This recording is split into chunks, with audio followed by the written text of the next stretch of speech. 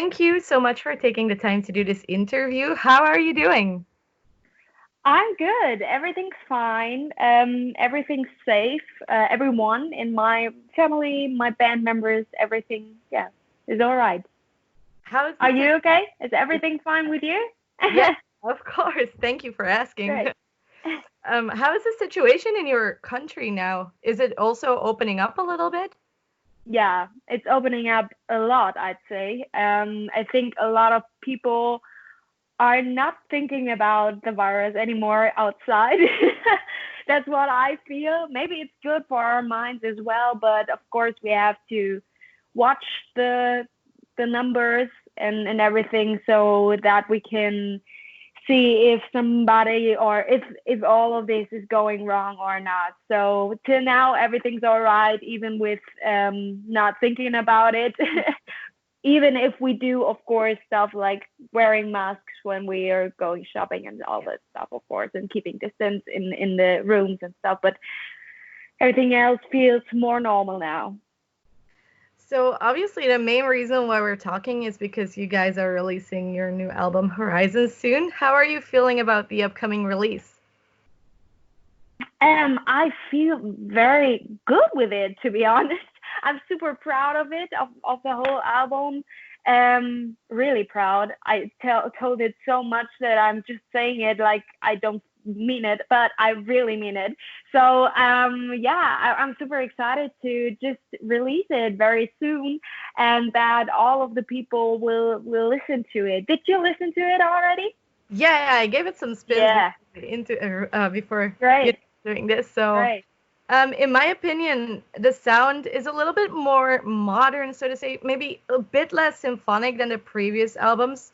Was there a lot of discussion about the musical direction you guys would take for this album, or was it a natural like progression from where you guys left off? We did think about it, how we want to go on with the musical style that we have. And we decided to change a bit. So, but it was not like a real discussion. We were sure to change a little bit and to show what we are now. And I think this is something that we really needed, also because of the history of Beyond the Black and all of that stuff. So yeah, it was good to add something that we're actually listening to on tour to our music, and that was more the modern stuff, a bit electronical stuff, and a bit less of symphonic stuff. Yeah. How have the reactions been so far?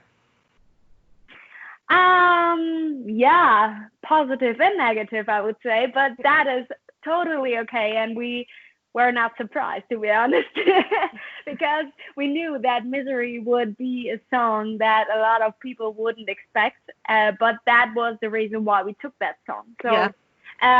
yeah, we like the fact that it's totally different, and that it is what our haters hate on Beyond the Black. So that it's facing that pop verse in their face. And we really wanted to do that, and this is something that was the first song that we wrote for this whole album.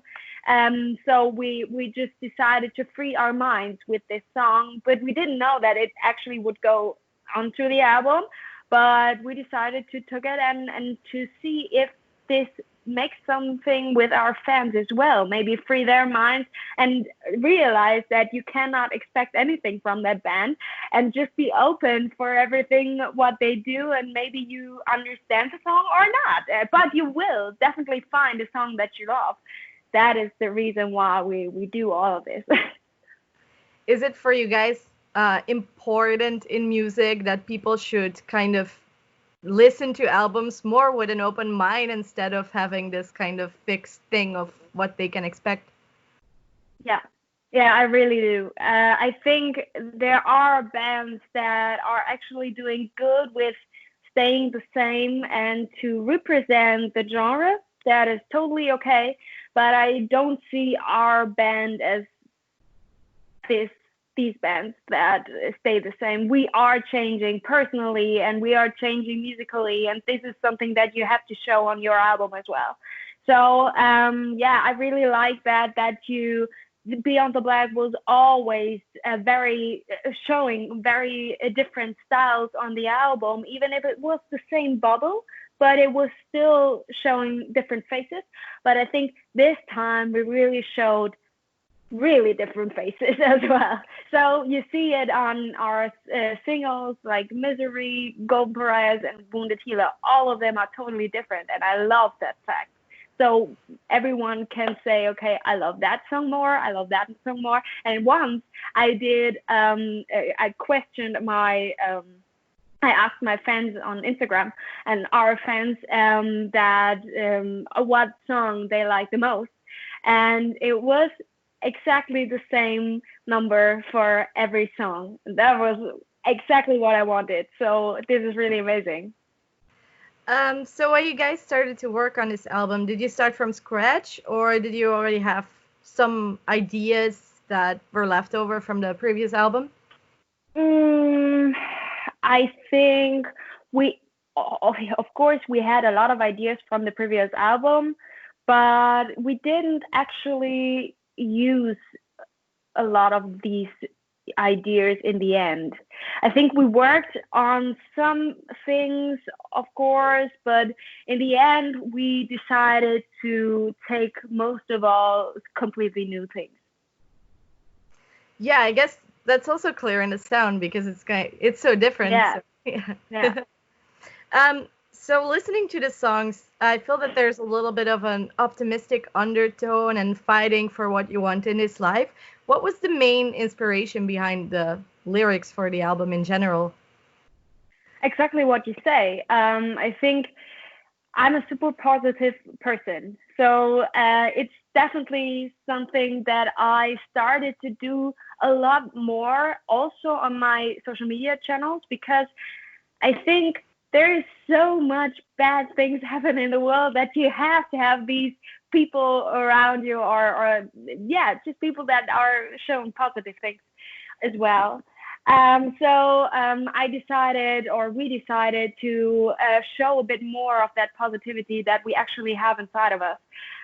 Even if it's, yeah, of course, we have sad moments. That is not that we don't have these, but we try to see a lot of things positive.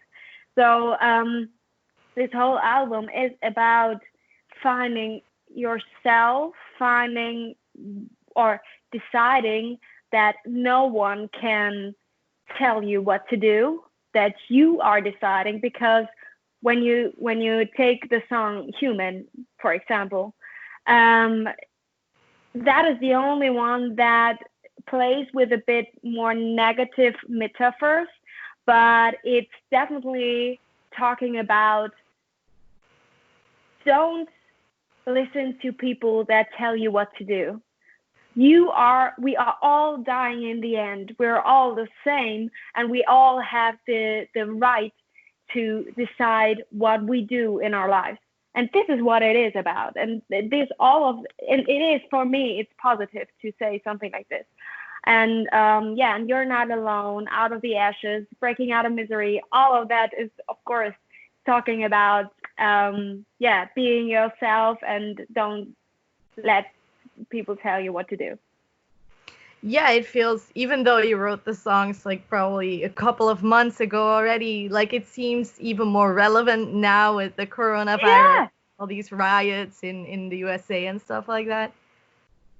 It's weird because we, of course, didn't know what will come. But of course, I see the lyrics that we wrote and I say, oh my God, we have to connect this because it's the thing that we're talking about right now. We just posted a bit of the lyrics of You're Not Alone today because it's fitting so good. And I also posted lyrics from Misery today.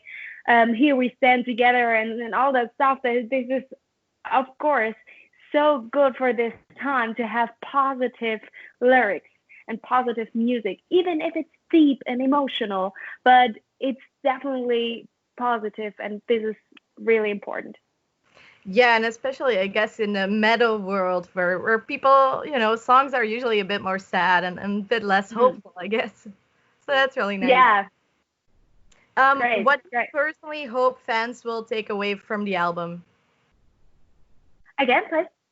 What do you hope that fans will take away from the album as a kind of a lesson? I'd say most of all, I want the people to, yeah, to be open. I think that was the first thing that we tried with Misery and all the stuff that we just released, to be open for other music as well, and to be positive, or to, yeah, to find something positive in this. All of that what we just talked about is the main thing that I want the people to understand, that yeah, we need this right now. So Wounded Healer features Elisa of Amaranth, and I Won't Surrender features Tina Guyo on electric cello. Why did you choose for these musicians, and what do you think they bring to the album? First of all, I love both. I really love them. Elise, I can't tell, but she's so funny. I really love her humor. She's, in my opinion, she's super chaotic, but in a lovely way. But I really love to watch both in Instagram, and to see what they do. And Elise, especially, of course, we did a lot of that stuff. What we that we talked about things and stuff because of the tour that we're doing together. We just met personally the first time when we did that tour in Finland, these 4 shows or stuff. So that was the first time that we met and said, okay, we understand each other. Let's do a tour together, something like that. And yeah, it was so nice, but also, of course, a bit chaotic to let that feature happen, because in fact we got 3 days before we had to send the master and all the final stuff to the label. We got her vocals, but I know now. I know why, because she were on tour with the band and with Sabaton, and then she got sick as well. I know that I'm always sick after a tour. So yeah, we had like 3 days to get all the things together, but it was so worth it. She has an amazing voice. I'm listening to Amaranth when I'm doing sports, so I really enjoy their music. So yeah, I was so happy that she said yes, that she will do it. So 3 days before final sending the album was totally okay for me. So the second thing, Tina Guo, we met the first time at Wacken.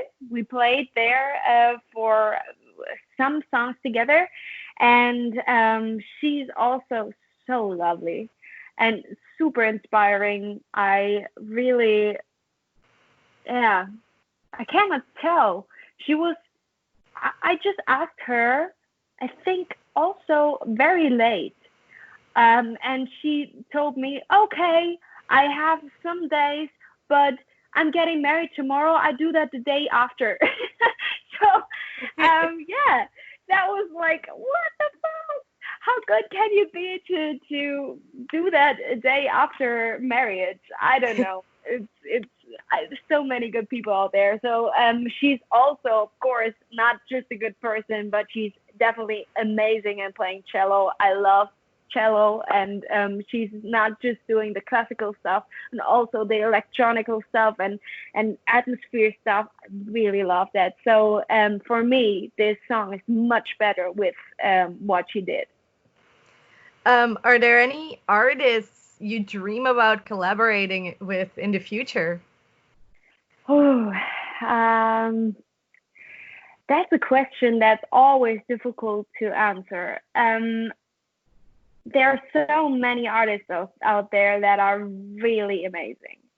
So I always did that with Beyond the Black, to just stay open for doing everything. And most of all, for me, it's the best thing to just meet people that are good and that I really like, so that we can do something together because it makes fun.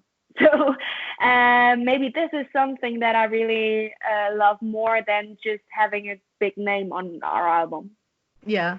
Yeah, because a lot of the times it's also a bit for marketing purposes to get a huge artist. So it's important for you that it's like more kind of a fun collaboration in the first place. Yeah. Okay. Now, obviously, you already talked a little bit about touring, but a lot of things have changed in the last couple of months. Bands have now come up with alternatives. Are you also planning to do a streaming show or something like that? Yes, we just released our 2 car cinema shows that we do. So it's like that. We do a show on a big stage with a big screen, and all of the people are driving in front of the stage with their cars. And we do a show like that. I'm so excited to do that because I know there are a lot of cars that have amazing sound inside. And I think when you're on a concert, you know, you can stand very bad sometimes that you're not, you know, and in a car, you have the best sound when you have a good sound. You know, when you generally have a good sound, you have really, really much more of it and than standing on the wrong place in a normal concert. So yeah, I'm looking forward to that. Is it going to be weird for you to play in front of cars? Yeah. And how do you prepare for a show like that? Is it similar to when you would prepare for a normal show? Not really. For me, it's always thinking about how is that in the car, and how do you see that? Do you even see that? So you have to do much bigger things maybe, and to maybe do a bit more theater things. Do say it like that? I don't know, but there are a lot more questions for me, because also I always it's difficult for me to do something completely new. I'm not that spontaneous, so I am also looking after other car cinema concerts. There were a lot in Germany till now, so of course we watch each other how the other artists are doing that. Do you miss touring a lot? Yeah. I have to say that this little break was not the worst for me, but because I'm normally, when I'm going from place to place, I'm so chaotic in my head as well. So it was a lot of time to separate things and to get more deep into details. And I really love that. But of course, I really, what is the most important thing for me in doing music is to, first of all, sing, of course, but of course, being with our fans, to sing together. And this is something that I really miss, and all of us are missing this. So we're looking forward to these 2 shows, and we really hope that in the end of the year we can do that tour, but we're not sure. Yeah, it's a bit, it must be really frustrating that you also don't really know if the shows are going to happen or not, right? Yeah.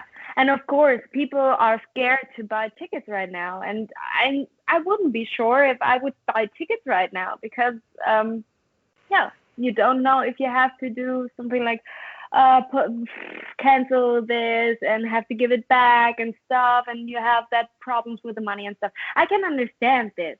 But for me, that is also a thing that is difficult for bands to to see, can we do that show without, or will be there enough people to do that show that it's not like killing us. So you can't actually think about that now. So we have to wait a bit, and then we have to decide if we do that tour or not. Do you think that this coronavirus will have an impact in how we do live music and how we do concerts on the long run, even when the pandemic is over? When I see the people outside, I would say no. I would definitely say no, because I think people don't. I know that there are or will be things that people learn from this, but it will not be acting different on a concert. That is a place to have fun, to be together, to hug each other, to whatever, to drink and stuff and give the drink to another one or whatever. This is something that happens on concerts, and I don't believe that this will be a long time that this is changing. Maybe the next concert of next year, but then after that, no one will care, I think. All right. I think our time is almost up, and I've gone through most of my questions. Do you have anything else you would like to share with people watching the video and, of course, your fans? Yeah, first of all, thank you so much for watching the video, to be interested in Beyond the Black and our music, in our new album. Because, yeah, like I said before, we're super proud of that album, and it's a little piece of our life. And it would really mean a lot to us if you would like the album, or even just say what's your favorite song, and to come to one of our concerts and sing that song together with us. That would be amazing.